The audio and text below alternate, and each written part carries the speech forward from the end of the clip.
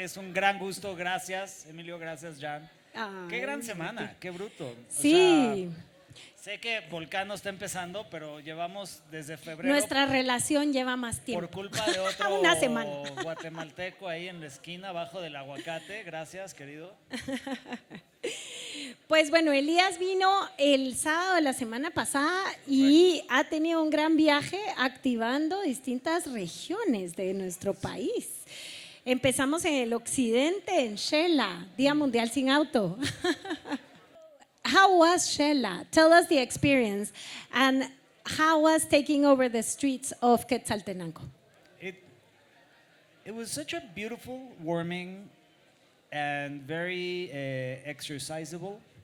Hicimos mucho ejercicio. We rode around 10 kilometers around Shela because of the day, Carless Day, or I don't know how you say it in English. It's the day without the car. Car-free day. Car-free day, maybe, Yeah. sí. And this is a situation that is, I don't believe, as acknowledged as it should be. Cars are the most dangerous animal to humans. They kill 1.35, thank you, million people And we're not a year. anti-cars, don't get us wrong, I but drive we a do car. have to see the data. And learning to make what this initiative tries to ask for really is space for people, right? Space But for we people like riding people. their bikes. Yeah. So how do we get everything into the street? You need 700 people, Shellans, or how do you say, Xelaltenanguens, Quetzaltecos. Quetzaltecos, to ride around their city, reclaiming their space, right? And these activities happen worldwide. Mexico City has accomplished over 500 kilometers of bike lanes. It's still less than half than we should need, but still, it's a lot, and it's being accomplished by these types of events. So I am deeply grateful for being part of it and celebrate Biciruta 502. Every country, I want one in Mexico, please. It's such a wonderful initiative. Yeah, and like Eurovelo, you can connect. It's in progress, so it's like a network that can just be keeping connecting.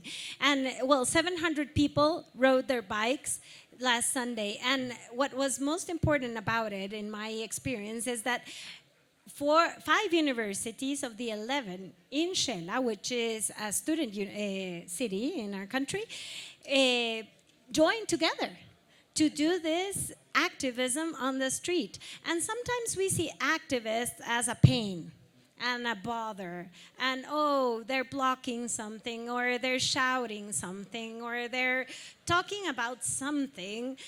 Can someone just shut them down, please? So what's the importance of activists in a city? I think it's crucial, and I'm going to second the radical inclusion by Emilio earlier on. Radical inclusion is also everybody having a safe and enjoyable ride anywhere they go in the city. A pedestrian, a bike, someone with their baby in their carriage, right? A stroller. So I think activism is what really wins the space for rights. Women's rights, right? Social rights. All of this happens with activism, and we don't win space. We were just talking about this without being a little bit radical. And for some people, it's like, you're blocking my car street. But also, what we need to learn as car drivers is that complete streets are better for you too. Complete streets move more people. Complete streets have, because of something they call transit evaporation, people can really accomplish moving in more places faster and more enjoyable, and with a little bit of shade and trees, right, that deeply needed in our urban fabrics. Yeah, and when you present yourself sometimes, you say you're an architect in recuperation. Sí. Tell us about that. Well, I like to quote one of my favorite urbanists, Jeanne, who says architects need to worry less about making objects and worry more about making places. And we've been too much stuck in our own egos, trying to just make something that we're really proud of and that you can see from across town or whatnot. And I think architects has been the instrument of the state in much more ways than we would like to acknowledge. So architecture really needs to be part of the solution. And this is something my bike people always tell me in these activist movements. And they're like, you know, architect, where are all your architects? and we Why need don't to you be more design involved. for us? We need to be more involved in our cities, you know? We need to make cities that are more inclusive, that have universal access, that have public space, that move more people, that are not arrogant towards cars. And you can look at these images worldwide, the arrogance of cars, and it's the amount of space and budgets that we give to them is And really, energy. Yeah. and energy, and we breathe it. Yeah. Yeah. 7 million people have premature deaths every year because of air quality in cities. So this is the way that we win our life back. This is the way that we win our water back, right? Yes, we're getting close to the big theme of the day, water.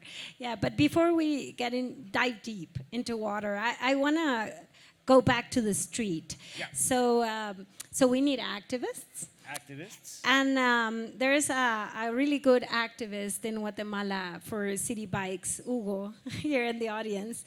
And I asked him in the radio once, and I said, what do we need to do to be better citizens? And he said, to have empathy. And yesterday, we had an activation of a street. Yeah, we can change. Thank you.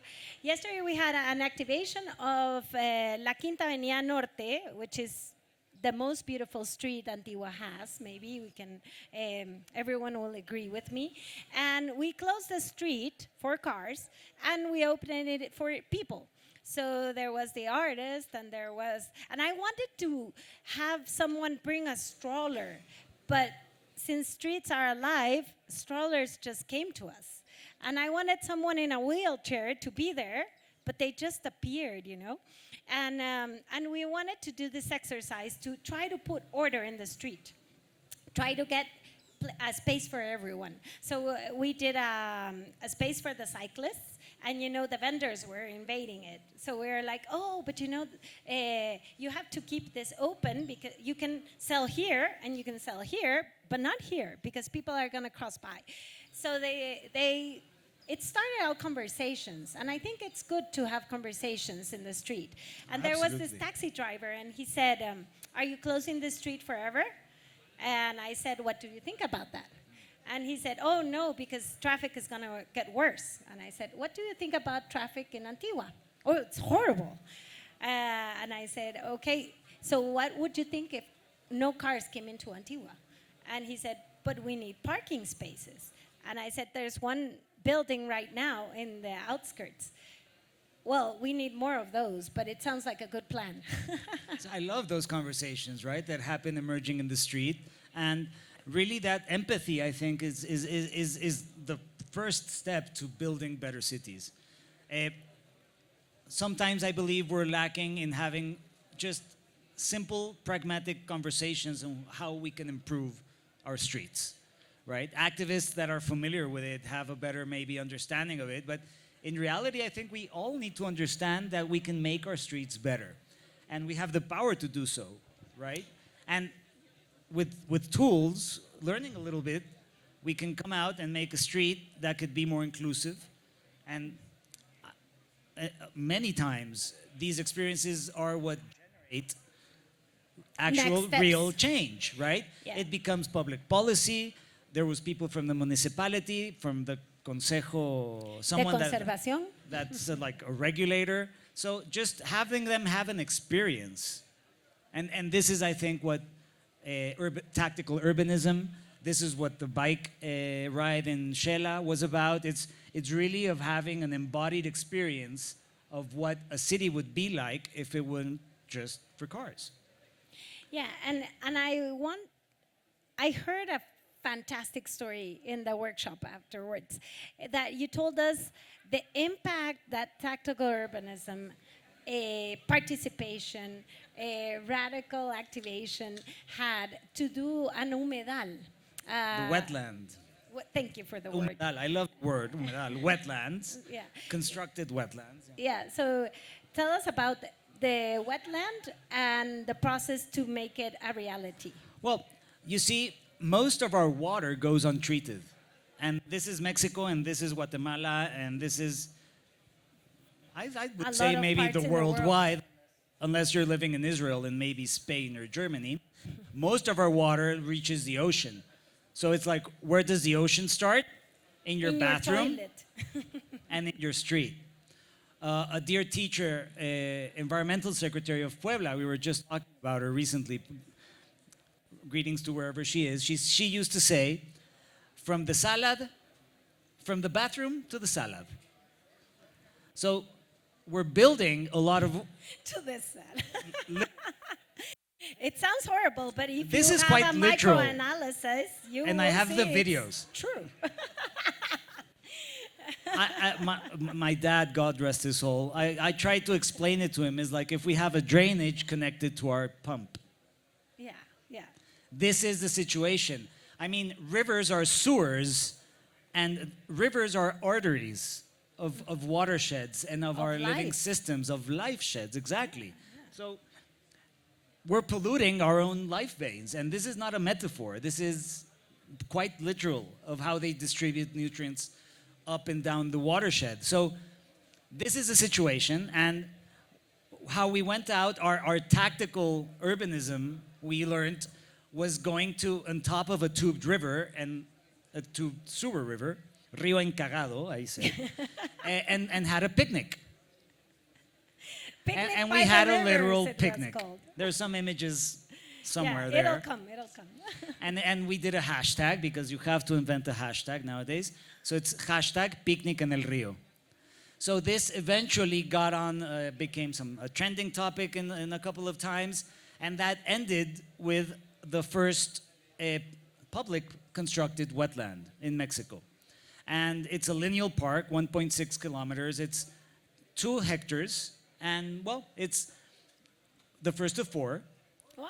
And Mexico City, you see, used to be, still is, we just drain it, but it's a big, big wetland. Wetlands are the best water treatment. They're a fraction of a cost to build. They're a fraction of a cost to maintain. It's basically gardening. And I love the images of Utrecht we're seeing because this is just proves that it's possible. Cities have done this so many times. And sometimes when we talk about upscaling that wetland and really talking about rivers, right? The one that's in around Antigua, Rio San el- Francisco in Atitlán, El guacalate y el pensativo. Rio Negro in Shela. This is the situation of our veins. Eduardo Galeano should come back from the dead and write a new book. It's The Dirty Veins of Latin America. And this is the situation. So wetlands are cheap. It's gardening. And they make public parks. So this the is big one of the question beauties. Is, why aren't we building more of that? If Because it's tubing cheaper. rivers, okay. So the next question is, isn't cheaper better? Not if you're in the government inertia of designating contracts amongst your friends. This is a situation worldwide. Gray infrastructure is the node of corruption worldwide. I've ventilated with this in my group meetings where we're like, yeah, water meetings, or our street meetings, or our bike meetings, you know, or our air quality meetings. Environmental concerns are not a priority for government at all. And a wetland, you see, is a distributed economy.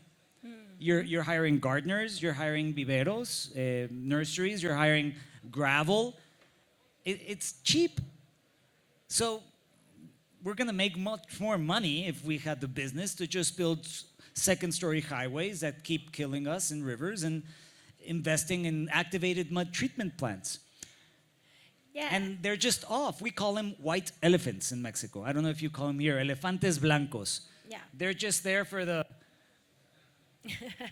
inauguration, the spending money, and if it's a gray infrastructure deal, there's a lot less people involved. A great example of this is New York. New York in the 90s went away from its Croton system into its Catskills. New York receives water from the Catskills watershed. New York pizza and bagels famous formula is one of the best waters in the US. Oh, So- wow. But they invested $1 billion in the Catskills instead of over $9 billion that would have cost to continue. Mexico City has like the Croton system. It's a huge tube that just brings water from other watersheds, and it's just absurd. Yeah, that's... And our drainage contaminates the Gulf of Mexico. Well, yeah, we can say the same. And what happens with the subterranean rivers in a city? Because you have you're seeing some images in the screen of Amatucaye, but it has like a coin. It has a two-sided face on that. So it's Amatucaye, Amatucuenca. So what's going on with whatever we don't see? What's underneath our feet? What we don't see, we don't love, some people say. What we don't see, people don't invest in. And what we've done is tube them. And we've tubed the rivers and put highways on top of them. And so we're just literally Hiding the problem. putting things under the rug without realizing that it's causing worldwide deaths. I don't know how to frame this in a more urgent manner, you know? Yeah, The- and I and- think urgency is a big thing, but the Time's Up sign came up, so I want to invite everyone today at 6:15. We're going to have a talk with Elias.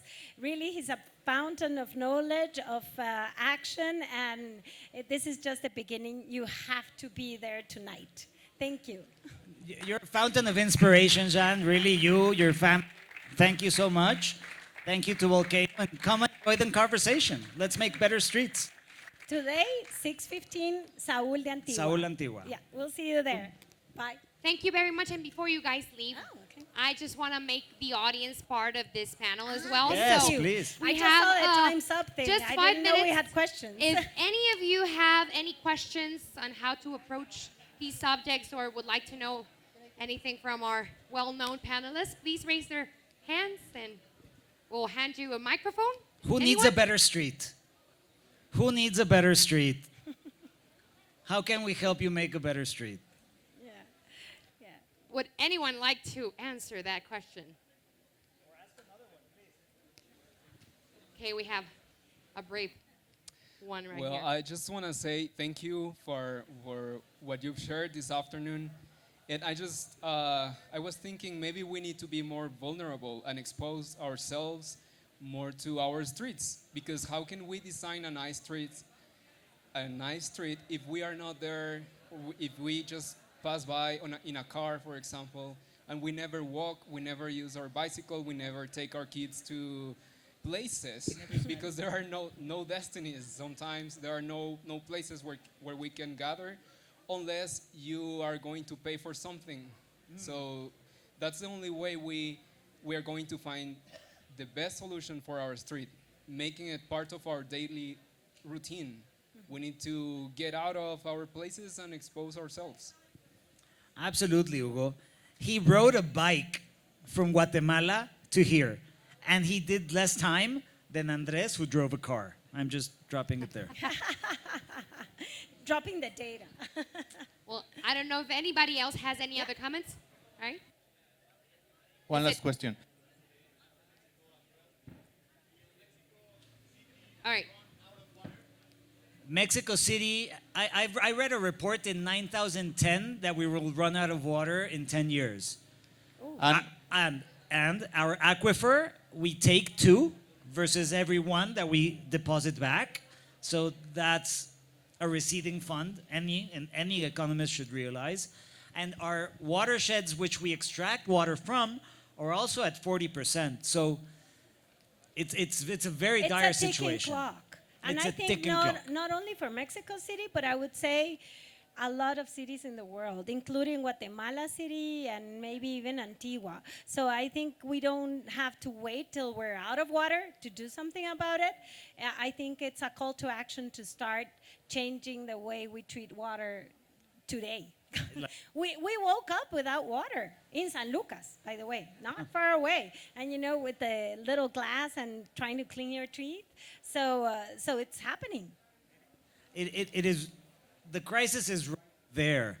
And the solutions are right there too. The solutions are, organized civil society is for us what it's about. And playing your cards right is a little bit of Yeah. right? It's games, tools that any organization or academia street can go out and better their street. We need to take agency, we say too, and realize that we have the power. We were mentioning Sergio Fajardo. Look how Medellin transformed itself. Look how Bogota is transforming itself continuously.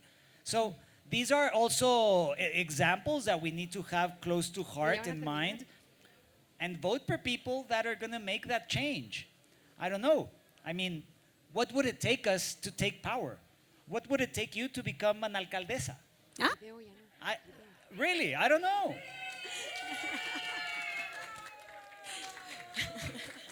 What does it A take? mixed city,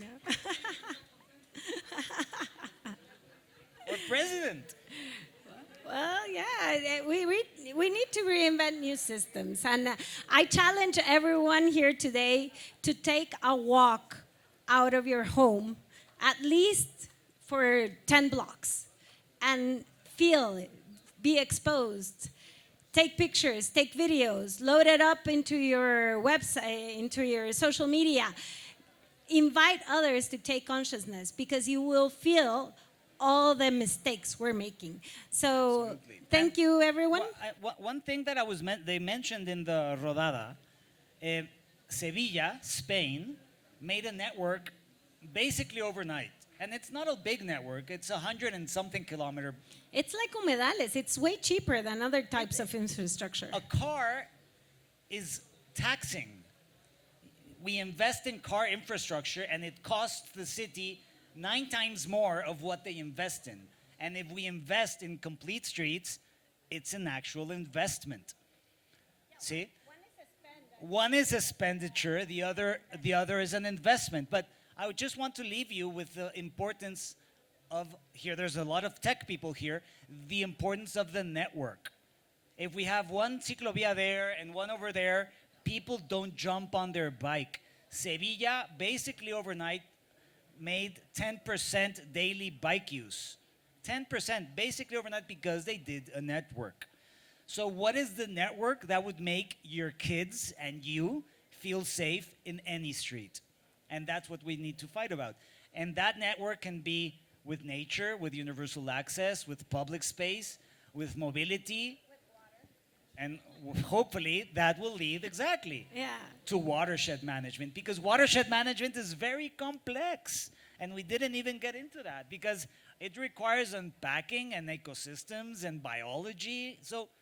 But it starts at every street, with a tree, with a bush, with a rain garden, with a wetland, any street. More pedestrian streets. Yeah, exactly. be appetite. Well, Be thank radical and go meet your river. Thank you very much. I hope that we all leave with a little bit more consciousness on how we can contribute to help our planet and save our resources, or at least do not expend them like anything. Yeah, of course. Well, thank you very much. And Thank we'll you. see you in what's Saul, 6:15. South 615. Thank you. Please give them a warm applause. Thank you.